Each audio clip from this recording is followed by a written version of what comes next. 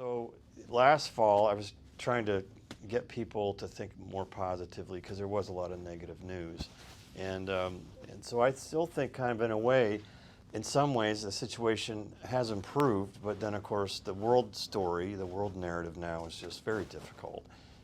We are seeing things, and as a former military person, a former intelligence analyst with the federal at the federal level doing those kinds of work, just unprecedented times. I mean, it just keeps on going like that. And when you're talking about young people, lots of challenges.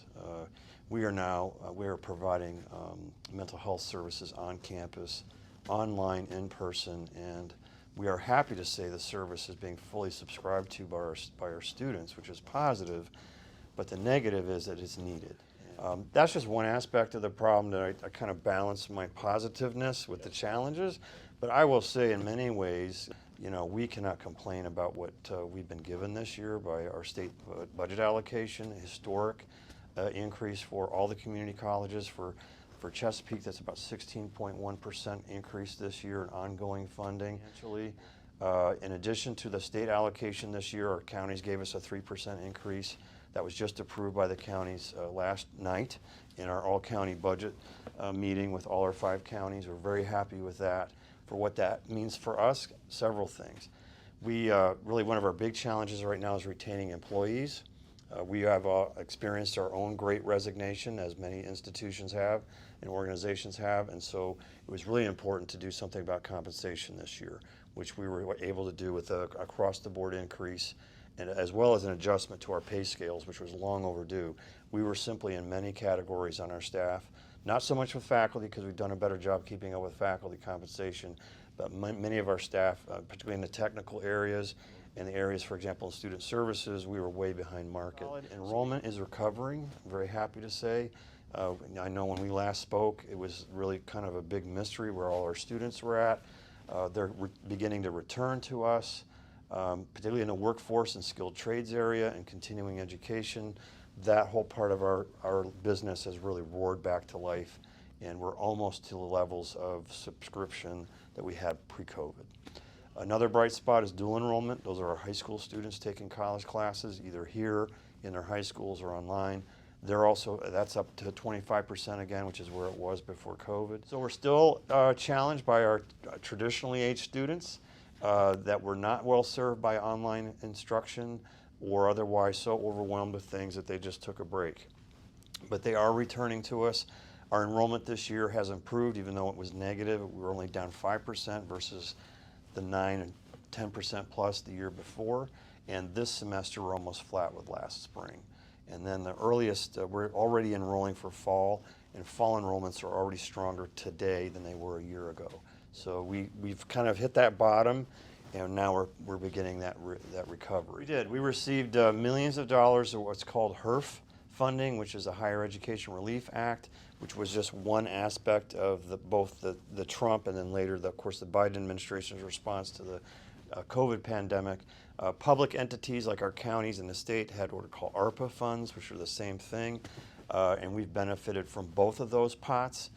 We used our money, half of it had to be applied directly to students, which we gave students grants, which they could use it to pay their tuition, they could use it to pay for gas, food, health care, whatever they needed. And we did that for the duration of the crisis, and that's, even though it originally was scheduled to end this May, there's been an extension. We still have a little funding left. The other half of the funding was used to directly deal with the cost of COVID. So that was all our sanitation. We actually had an entry point established with public safety to control access to and from campus. All the costs related to COVID, including masks, testing, supporting employees in their safety needs, if that was their job requirements, that came out of that funding. Even though I've been associated with state-affiliated university systems through my entire career, I've never seen the level of funding that I've seen here in Maryland. That being said, a third of our funding comes from our students, and obviously enrollment's a very important leg, and it's a very typical one. Community colleges generally are supported a third by their state, a third by their local jurisdiction, which could be a county, or in our case 5 counties, or a city or a town, and then a third is usually students with the tuition. So we've been given kind of a breather because of the state funding we've gotten, because of the maintenance of effort and the increase we got from our counties this year. We have about a year or two to get our students back, to really get ourselves solidly back in a good place for long term. But certainly for this year, I could not have dreamed that we would be in a position we are right now 2 years ago when this thing started. We really didn't know what the government was going to do for us, or if it was going to do anything. On top of that's grant funding, which we have been expanding. We've applied for 2 grants, one for a Title III federal education grant that's going to be a capacity building grant for our student services component of the college. That'll help us recruit students and retain students. And then a similar program called Upward Bound, we actually work with our local high school systems. If you want to go to school right now, whether it's a degree or a non-degree, there is money to pay for it, and I don't think there's any individuals that won't in some way qualify for assistance. Counties, our relationship with the counties is as good as anybody could hope for. I was hired with two objectives. One was to improve our relationships with our local governments. The other was to reinstill and reinvigorate those skilled trades. And that's really where our counties are. First of all, I think they're very pleased with our efforts. They want us to do more, and I think we've had a lot of success there. We conducted a survey with our local employers. What was the top 3 areas among many that are most in demand? And we had some really great responses. And the 3 priorities were advanced manufacturing, welding, and then the marine trades. Now we're still doing the other stuff, electrical, HVAC, what we call the construction trades, but those are the 3 primary areas that we're most in need. And so we're looking at not just employer input, we look at the workforce data that the WIB provides us, the number of ads in the local newspapers, and also we have a lot of national data from the Department of Labor, the state departments of labor. They're all telling us, first of all, the big picture is we need everybody. We need air conditioning technicians, we need truck drivers, we need nurses, we need business people, we need educators. All these statistics support the decisions we make in terms of determining what are the programs that students need and demand, what's our local economy require. You know, obviously community colleges serve their local community.